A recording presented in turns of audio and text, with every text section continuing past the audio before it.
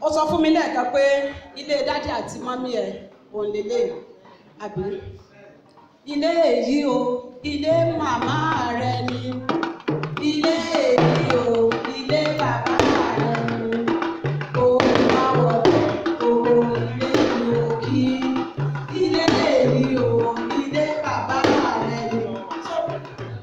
Máa ń dọ̀bálẹ̀ mẹ́ta ìwà àdó 21 ní dọ̀bálẹ̀ ní ó yẹ kó rí. Torí adé tó òkè tó adé òkè ìbàdàn torí òkè tó ní ìlú jẹ́ kó ṣe wàlájú tó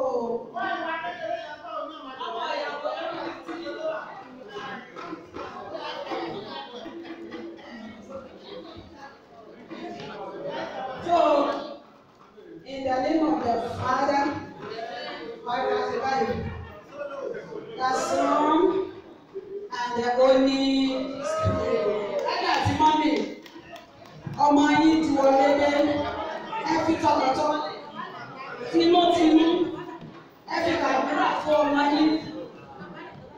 Ọlọ́run wà níwájú daddy àti màmá òun. Gbogbo ẹbí ẹ bá mi náwó àdúrà sí lákẹ́yìn náà. Wípé lẹ́yìn tó ṣe kò ní kú. In the name of the Father, the Son, and the Holy Ghost.